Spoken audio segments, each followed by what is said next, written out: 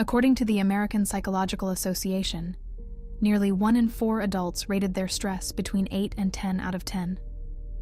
But you walked into a room, said almost nothing, and watched people talk over each other.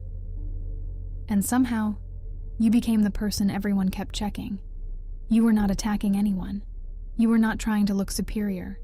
You were not even thinking about them that much. And that is what makes quiet people confusing. In a loud room, silence does not disappear.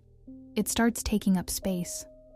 Over the next 8 minutes, you will understand why people sometimes feel intimidated by your quietness. You will understand why your calm makes certain people nervous, and why being unreadable is not the same as being cold. And if this already feels a little too familiar, do the smallest thing possible. Stay. Not for me. For the version of you who has spent years wondering why people keep inventing stories about your face. Because here is the real question. When did your silence start making other people explain themselves? You were not always like this. There was a time you were the one who answered every message. You laughed at jokes that were not funny. You kept conversations alive. You noticed when someone got quiet, and you made sure nobody felt left out. You were the listener, the fixer, the safe person. You remembered birthdays. You softened your tone. You stayed in conversations after your body was already tired. You gave people reactions because silence felt rude.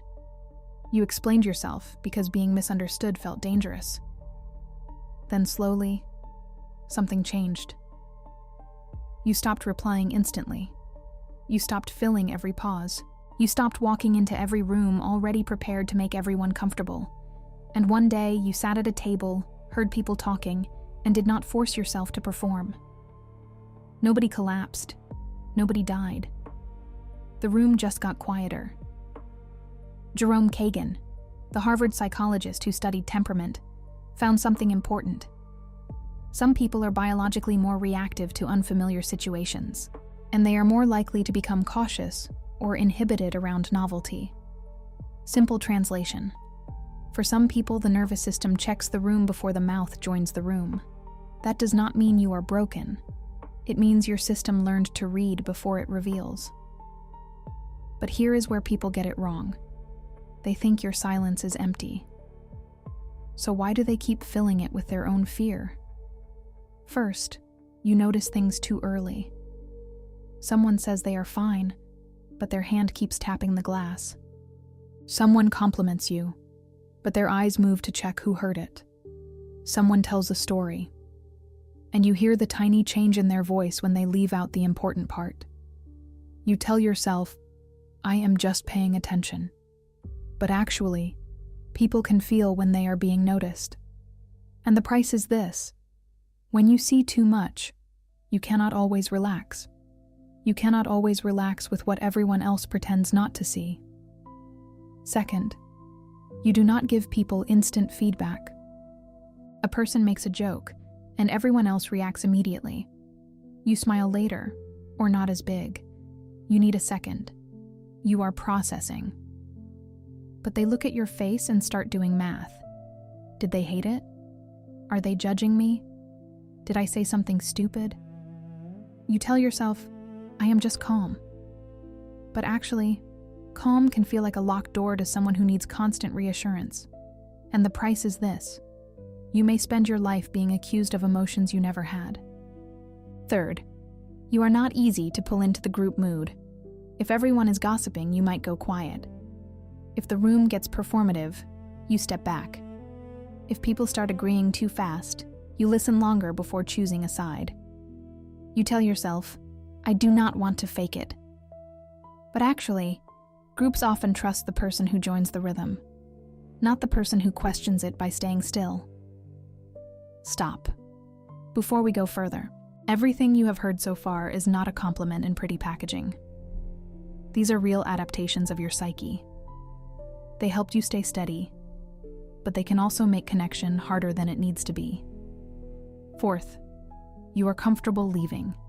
Not dramatically, not slamming doors. You just know when your body is done. You can go home early. You can mute the chat. You can spend a weekend alone and not treat it like punishment. You tell yourself, I am protecting my energy. But actually, people who need constant access to you may experience your boundary as rejection.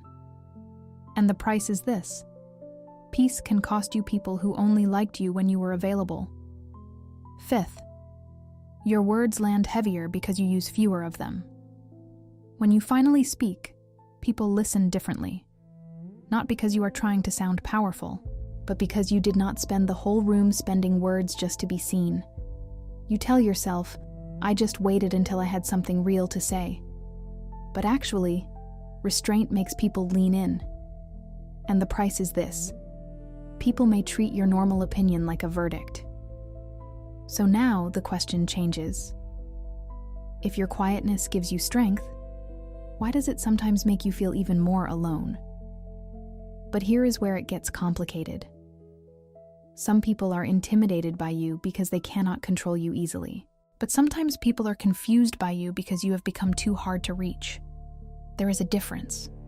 If someone needs you to perform so they can feel secure, that is their problem. But if everyone around you has to guess whether you care, whether you are present, whether you want to be there, then silence is not peace anymore. It is a wall with no handle. This is the part quiet people do not always want to hear. You can be misunderstood and still have a responsibility to communicate. You can protect your energy and still let good people know they are safe with you. You can stop explaining yourself to everyone without becoming impossible to know. Here's the sentence to keep.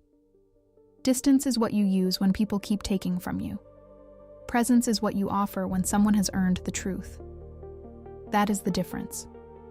This is not only for introverts who hate parties or avoid group chats. It is for anyone who has learned to survive by becoming hard to read, the quiet child, the overthinking adult, the person who stopped showing disappointment because nobody knew what to do with it anyway.